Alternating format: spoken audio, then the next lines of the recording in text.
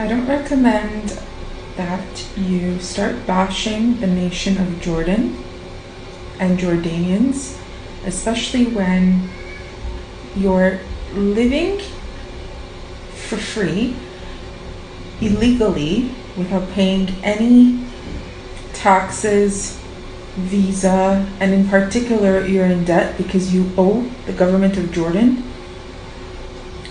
thousands of dollars for staying and working illegally in the country, and then on top of that talking bad about anybody that speaks up about these matters. Okay, so for those of you who don't know, a few days ago, maybe a week or two ago, I made a few videos to keep everybody safe in Amman and not to go near the airport, but there's an apartment there with workers, 2 Yemeni illegal workers living there. So one of them in Arabic is writing all over Facebook online that a few days ago that they're afraid that they're gonna have to, all their travel plans is ruined, and going back to Yemen is too expensive. It costs $700 a ticket, so on and so forth. And then they also wrote, this is the younger brother, also wrote, well, to threaten us online with your videos, saying that you're going to take care of it and get the authorities involved when they haven't come through, when you haven't even gone to them yet, or just really, and then started bashing the Jordanian law and other illegal workers and this about Jordan. I've given you 6 months. Okay, I've given you 6 months.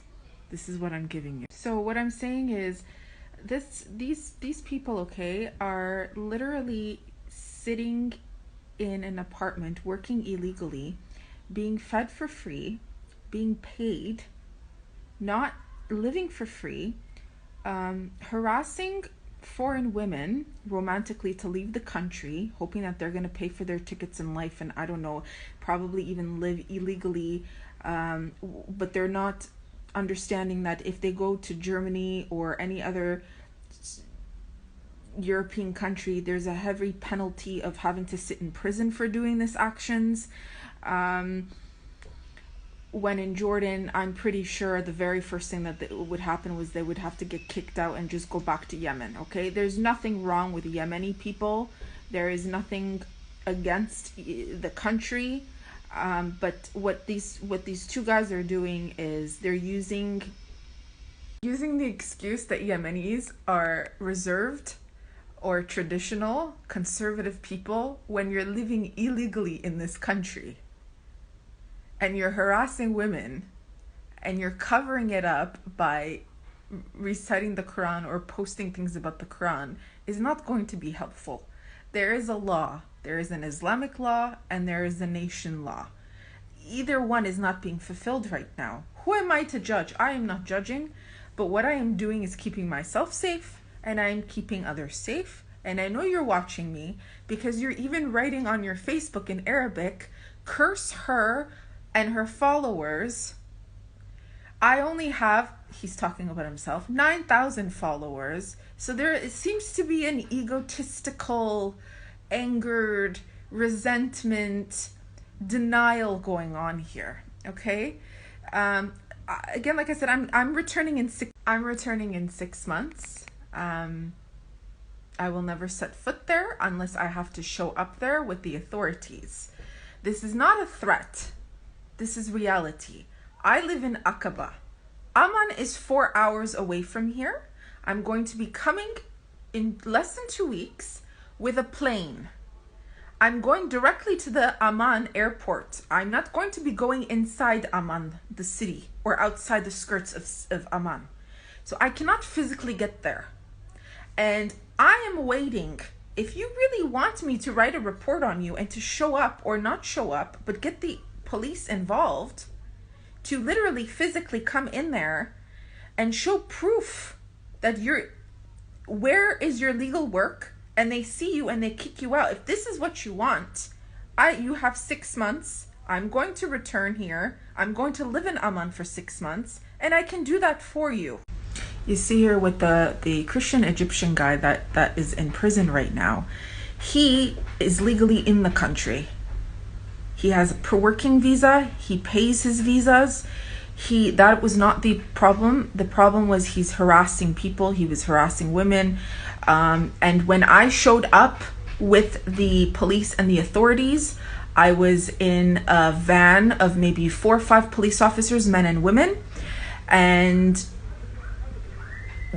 they got out of the car.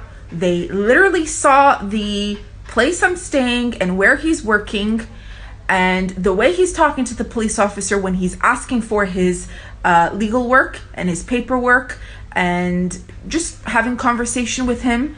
They immediately took him and they put him in the car and took him to the police station and had him arrested. In your case, so they also had him arrested immediately because everything in detail that I explained to the police officers was confirmed, because the police officer, he's looking at everything from the building to the way it's operated to who's in front of the reception to how close he is, the Egyptian guy and his shop, his barber shop, and the back area, and the way he's communicating to the police officer was very, very disrespectful, which I had also mentioned.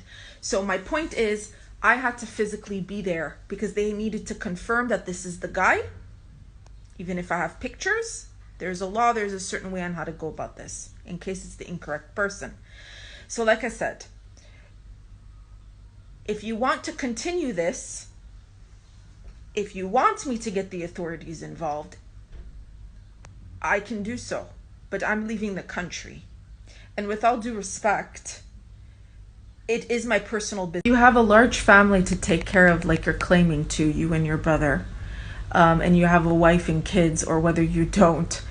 It's not my concern. My concern is when me or other women are being harassed online or in person, and our numbers are taken out from the hotel, and the hotel owner is dead, and you get their number from them, and you create this scenario of how you're going to leave the country and then get us involved and try to disrupt our name, and make us look like unvirtuous women when we are. It becomes my business, okay? Hence why this information is being put out there. Again, this is not to threaten anyone. This is for the safety of myself and other women who can be potential targets. So if you want me to get the authorities involved, I have 6 to 7 months to do so. You can return back to... I was saying to make us look like unvirtuous women when we are virtuous women and never had the intention. 2 of us in particular are reverts. One of them is about to become a Muslim. These are not women targets that you want to try to do this to.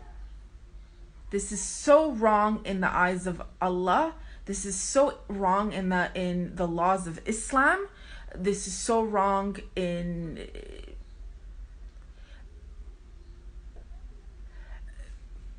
It's just, I understand you have a family, but I also understand that I'm a single woman, and so are a lot of these women that are coming in here.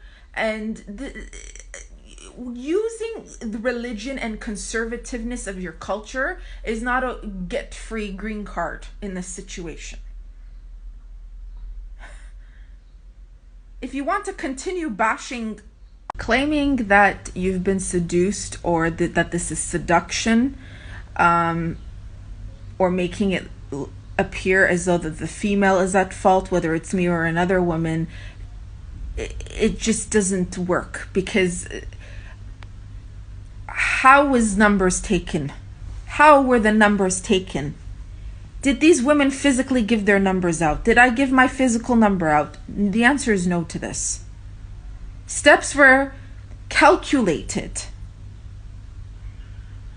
So being in denial about all of this, or covering up your acts because you don't want to get caught, is none of my concern, okay? Allah knows everything. Allah is watching everything. I'm just going to keep it at this. If you want to keep threatening me or threatening other people, you have 6 months.